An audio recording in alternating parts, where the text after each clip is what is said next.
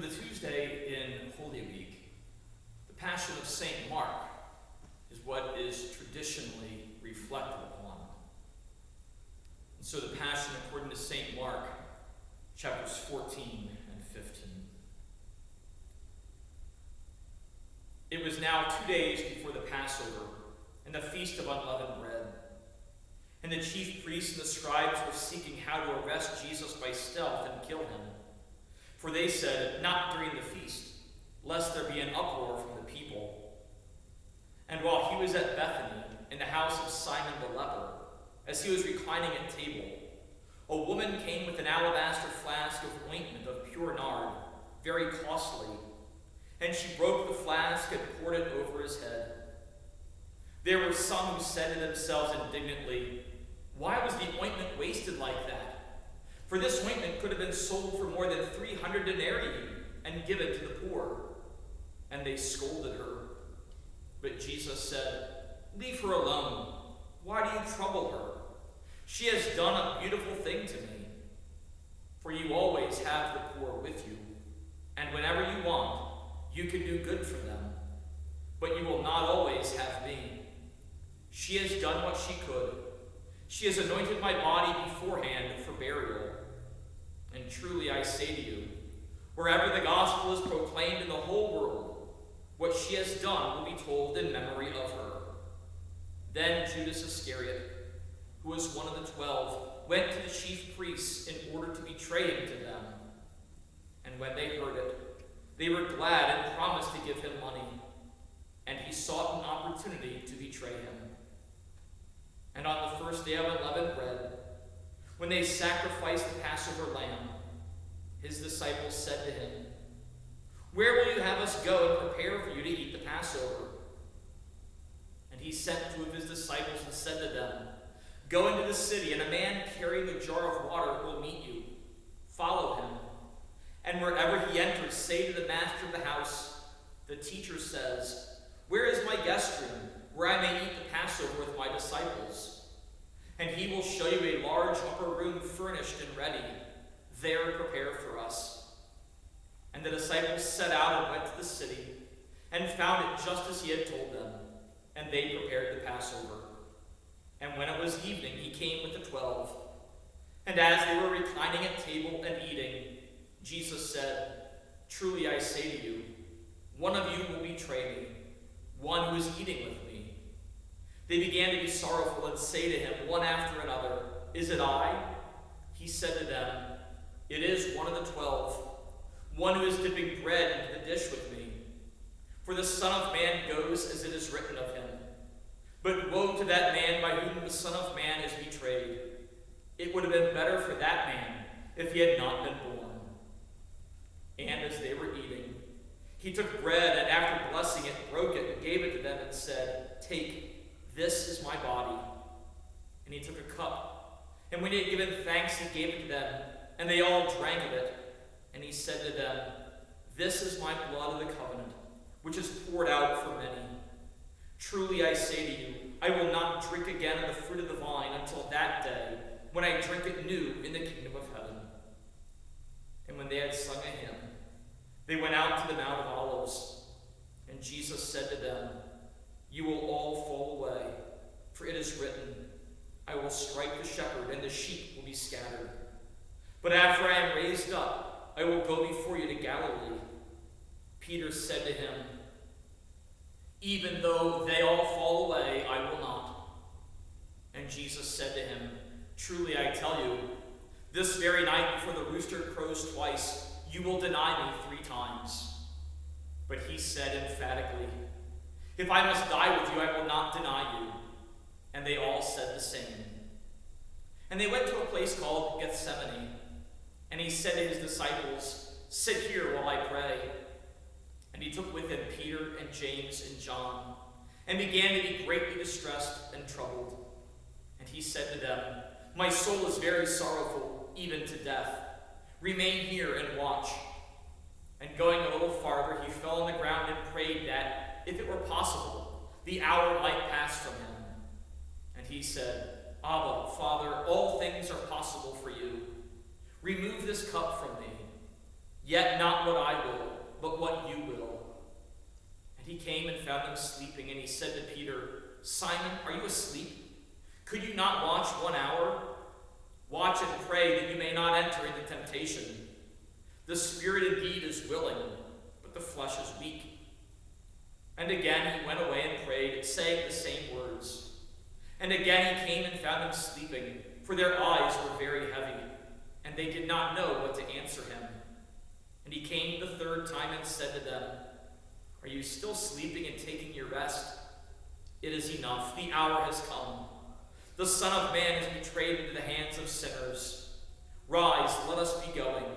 See, my betrayer is at hand. And immediately, while he was still speaking, Judas came, one of the 12, and with him a crowd with swords and clubs, from the chief priests and the scribes and the elders. Now the betrayer had given them a sign, saying, The one I will kiss is the man. Seize him and lead him away under guard. And when he came, he went up to him at once and said, Rabbi, and he kissed him.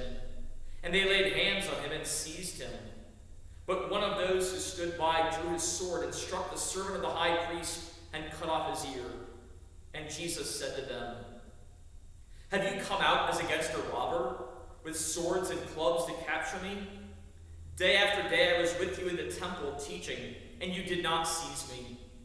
But let the scriptures be fulfilled. And they all left him and fled. And a young man followed him, with nothing but a linen cloth about his body. And they seized him, but he left the linen cloth and ran away naked. And they led Jesus to the high priest, and all the chief priests and the elders and the scribes came together. And Peter had followed him at a distance, right into the courtyard of the high priest. And he was sitting with the guards and warming himself at the fire. Now the chief priests and the whole council were seeking testimony against Jesus to put him to death, but they found none. For many bore false witness against him, but their testimony did not agree. And some stood up and bore false witness against him, saying, We heard him say, I will destroy this temple that is made with hands, and in 3 days I will build another, not made with hands. Yet even about this, their testimony did not agree. And the high priest stood up in the midst and asked Jesus, Have you no answer to make? What is it that these men testify against you? But he remained silent and made no answer. Again the high priest asked him, Are you the Christ, the Son of the Blessed? And Jesus said, I am. And you will see the Son of Man seated at the right hand of power and coming with the clouds of heaven. And the high priest tore his garments and said, What further witnesses do we need? You have heard his blasphemy. What is your decision? And they all condemned him as deserving death. And some began to spit on him and to cover his face and to strike him, saying to him, Prophesy! And the guards received him with blows. And as Peter was below in the courtyard, one of the servant girls of the high priest came, and seeing Peter warming himself, she looked at him and said, You also are with the Nazarene, Jesus. But he denied it, saying, I neither know nor understand what you mean. And he went out into the gateway, and the rooster crowed. And the servant girl saw him and began again to say to the bystanders, This man is one of them. But again he denied it. And after a little while the bystanders again said to Peter, Certainly you are one of them, for you are a Galilean. But he began to invoke a curse on himself and to swear, I do not know this man of whom you speak. And immediately the rooster crowed a second time.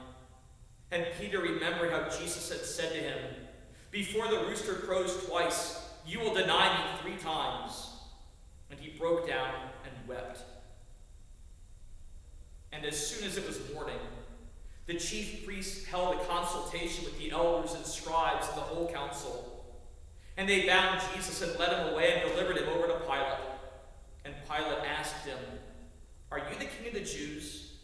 And Pilate answered him, You have said so. And the chief priests accused him of many things. And Pilate again asked him, Have you no answer to make? See how many charges they bring against you? But Jesus made no further answer, so that Pilate was amazed. Now at the feast, he used to release for them one prisoner for whom they asked. And among the rebels in prison who had committed murder in the insurrection, there was a man called Barabbas. And the crowd came up and asked Pilate to do as he usually did for them.